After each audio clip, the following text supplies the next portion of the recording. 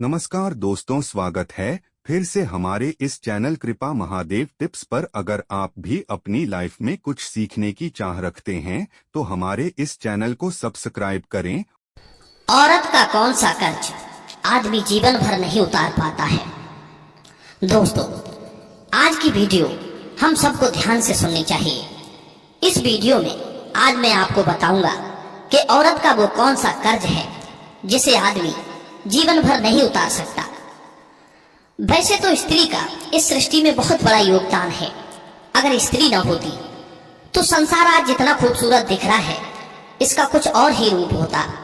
हाँ, ये सच है कि संसार के निर्माण में स्त्री पुरुष दोनों का योगदान है, परंतु स्त्री का योगदान कुछ विशेष ही है। पहली बात तो स्त्री को जननी कहा जाता है, और जननी वो सिर्फ इंसान की ही नहीं है बल्कि सारे सुखों को जन्म देने वाली स्त्री ही है। मैं मानता हूं कि कुछ लोग स्त्रियों से पीड़ित भी होते रहते हैं। स्त्री यदि धर्म का मार्ग छोड़ दे तो वो दुखदायिनी भी है। वो आदर्शों से भटक जाए, उसका नैतिक पतन हो जाए, चरित्रहीन हो जाए तो वो विनाश को भी जन्म दे सकती है। परंतु यदि वो धर्म मार्ग का अनुसरण करती है तो सुखदायिनी भी है, सृजन करने वाली भी है। आजकल हमारे समाज में कुछ विक्षिप्त मानसिकता वाले लोग स्त्री को निंदित, घृणित और नीच दृष्टि से देखते हैं। उसे जीवन भर दबाकर रखना चाहते हैं, उसे पैर की जूती समझते हैं, उसे सिर्फ विषय वस्तु और सेवा करने वाली मशीन समझते हैं। उसकी भावनाओं को नहीं समझते, उसकी इच्छाओं का गला घोटते रहते हैं। उसे जब चाहा मारा पीटा, धमकाया, उसे प्रताड़ित किया, उसे बीच बीच में अपमानित भी किया जाता है। हम लोग उसके मूल्य को नहीं समझते हैं कि उसका हमारे जीवन में कितना बड़ा महत्व है। पुरुष स्त्री के त्याग को नहीं समझता कि आपके जीवन को सुखों से संपन्न करने के लिए उसने कितना बड़ा त्याग किया है। सब कुछ छोड़ छाड़ कर वो आपके पास, आपके घर को सुखों से रोशन करने के लिए आई और जीवन पर्यंत आपके साथ ही रहकर दुख सुख को भोगती है। मुश्किल वक्त में आपका साथ नहीं छोड़ती, आपके साथ मरने को हर समय तत्पर रहती है। आपके प्रति अपनी जिम्मेदारियों को भली भांति निभाती है। माना कि कुछ बातों पर आपकी पत्नी से बनती नहीं है, आपके विचारों से अलग हो जाती है, पर इसका मतलब ये तो नहीं है कि आप उसे उसके अधिकारों से वंचित कर दो, उसे दुखों के सागर में ढकेल दो, उसे तड़पने के लिए अकेला छोड़ दो, उसे मार पीट कर घर से निकाल दो, उसे जिल्लत की जिंदगी जीने के लिए मजबूर कर दो, उसे बेसहारा बना दो। कहते हैं आपके घर को घर का नाम देने वाली स्त्री ही होती है। घर हमेशा स्त्री से बनता है, इसलिए उसे गृहिणी कहा जाता है, घर की लक्ष्मी कहा जाता है। जिन घरों में स्त्री का वास नहीं होता वे घर नीरस होते हैं, उन्हें आप घर का नाम नहीं दे सकते। उन घरों में खूबसूरती नहीं होती, उन घरों में कोई रौनक नहीं होती, उन घरों में खुशियां नहीं होती। वो घर एक शमशान के तरह होता है। स्त्री किसी भी खाली घर में आकर खुशियों का बीज बो देती है, उसे रोशन कर देती है, उसकी नीरसता को खत्म कर देती है।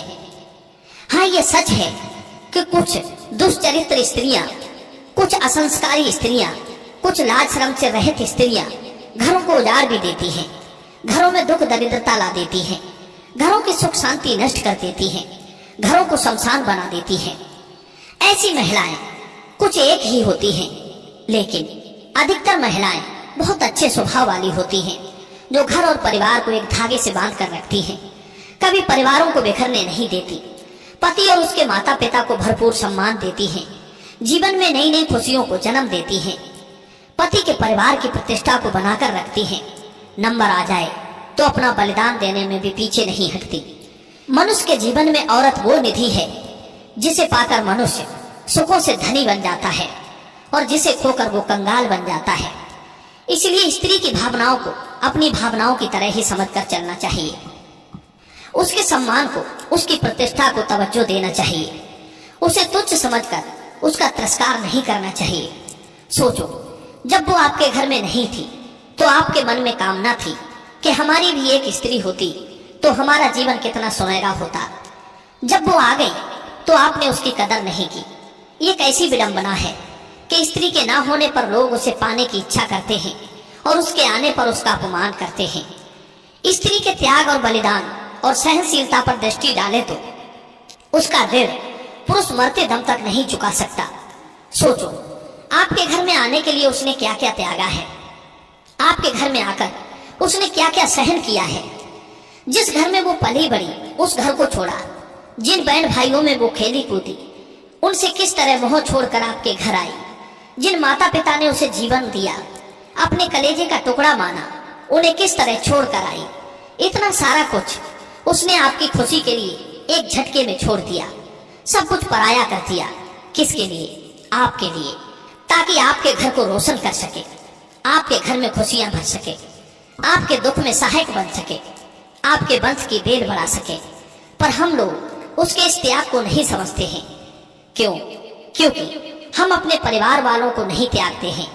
जिस दिन आपको अपने परिवार से अलग होना पड़ेगा, उस दिन औरत के त्याग का मूल्य समझ में आ जाएगा। एक स्त्री जब आपके वंश को चलाने के लिए संतान को जन्म देती है, तब कितनी तकलीफें उठाती है, कितने कष्टों से गुजरती है। दिन रात उस भार को पेट में रखकर घूमती है जो आपके वंश का वंशधर होता है।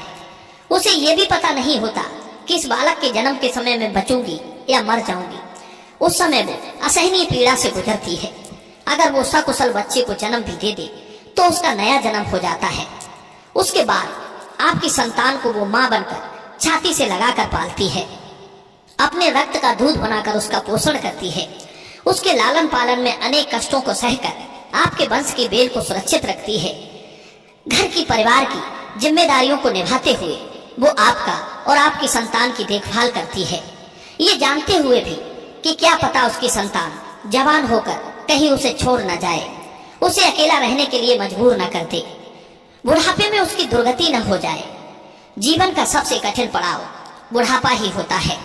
यदि उस अवस्था में पति का या संतान का सहारा ना मिले तो उससे ज्यादा अभागा इस दुनिया में कोई नहीं है।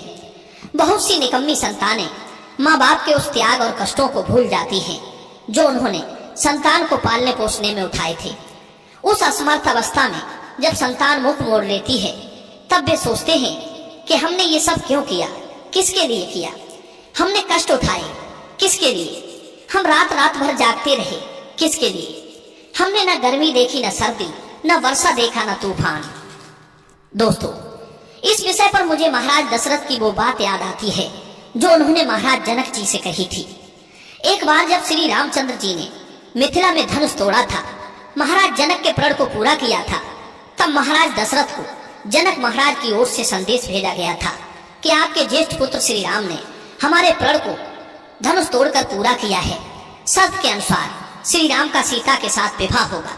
महाराज दशरथ बारात लेकर मिथिला गए और बड़ी धूमधाम से अपने चारों पुत्रों का मिथिला में ही विवाह किया।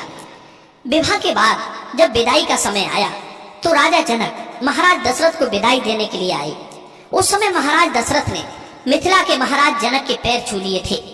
दशरथ का ये आचरण देखकर जनक ने कहा, राजन, ये आपने क्या किया? आपने मेरे पैर छूकर मुझे पाप का भागी बना दिया है। पैर तो आपके मुझे छूने चाहिए, क्योंकि आप बरों के पिता हैं, मैं कन्याओं का पिता हूँ। बर पक्ष के लोग बेटी पक्ष वालों से श्रेष्ठ होते हैं। तब राजा दशरथ ने जनक जी की इस बात का जवाब इस ढंग में दिया कि वहां उपस्थित सभी लोगों के हृदय में महाराज दशरथ के लिए सम्मान और अधिक बढ़ गया। दशरथ ने कहा, महाराज, मैं श्रेष्ठ कैसे हो सकता हूँ? मैं तो याचक हूँ।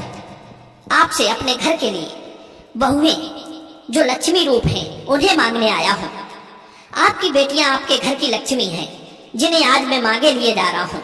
अब ये लक्ष्मियां मेरे घर की शोभा बढ़ाएंगी, मेरे घर को खुशियों से रोशन करेंगी, मेरे वंश का विस्तार करेंगी। मेरे लिए तो ये अमूल्य निधि है। आप दाता हो महाराज, आपने अपनी बेटियां मुझे दी हैं, और मांगने वाले से देने वाला बहुत बड़ा होता है। आपने अपनी घर की लक्ष्मियों को मेरे घर की लक्ष्मी बना दिया। इससे पहले तो मैं कंगाल था, आपने मुझे धनवान बना दिया। ये ऋण मैं आपका कभी नहीं उतार पाऊंगा। आप लक्ष्मियों के पिता हैं और मैं उन्हें मांगने वाला एक भिखारी। बेटी रूपी धन देकर आपने मेरे घर को खुशियों से संपन्न कर दिया है। मनुष्य के जीवन में सबसे बड़ी खुशी के 3 दिन आते हैं। पहला दिन वो जब उसका विवाह होता है, दूसरा दिन वो जब घर में संतान का जन्म होता है, तीसरा खुशी का दिन वो जब बेटे का विवाह होता है। पर दोस्तों विचार करना, तुम्हारे जीवन में खुशी तभी आती है जब कोई बेटी वाला अपनी बेटी आपको सौंपता है। आपको खुशी बेटी के रूप में किसी और ने दी है, जिसके आने से आपके वंश परंपरा चलती है, पुत्र पौत्र आदि का सुख प्राप्त होता है। दोस्तों, बेटियां यश और कीर्ति को बढ़ाने वाली होती हैं। ये बात लोग कभी नहीं सोचते। आज के समय में बेटों के पिता की नाक ऊंची रहती है और वे बेटियों के पिता से सीधे मुंह बात तक नहीं करते। वे ये भूल जाते हैं कि उसने बेटी देकर आप पर बहुत बड़ा उपकार किया है। तुम्हारे घर में बेटी भेजकर तुम्हारे कुल को सुख और समृद्धि से भर दिया है। महाराज दशरथ के विचार सुनकर जनक जी भी भावुक हो गए। उनकी आंखों में आंसुओं की प्रबल धारा बहने लगी। मन ही मन में सोचने लगे, धन्य हो जिन लोगों की बेटियों के प्रति, बेटी बालों के प्रति ऐसी सोच हो। उनके घर में कभी बेटियां दुखी रह ही नहीं सकती। वे लोग बड़े भाग्यशाली होते हैं जिनको ईश्वर ने बेटियों से नवाजा है। कहते हैं हर बेटी के भाग्य में पिता होता है, पर हर पिता के भाग्य में बेटी नहीं होती। बेटी है तो भविष्य है, बेटी है तो मानव है, बेटी है तो श्रृंगार है, बेटी है तो परिवार है। दोस्तों, अपनी सोच बदलिए और बेटियों के जीवन को सुरक्षित रखिए। बेटी होगी तभी किसी के घर में माँ, बहन, पत्नी, दादी इत्यादि होंगी, अन्यथा नहीं। दोस्तों, मैं उम्मीद करता हूँ कि ये विचार आपको जरूर पसंद आए होंगे। यदि ये विचार आपको अच्छे लगे हों तो आगे भी अपने दोस्तों में, अपने रिश्तेदारों में शेयर करना। चलिए मिलते हैं अगली वीडियो में नई टॉपिक के साथ, नई ज्ञान चर्चा के साथ। आप सभी का बहुत बहुत धन्यवाद। जय श्री कृष्ण।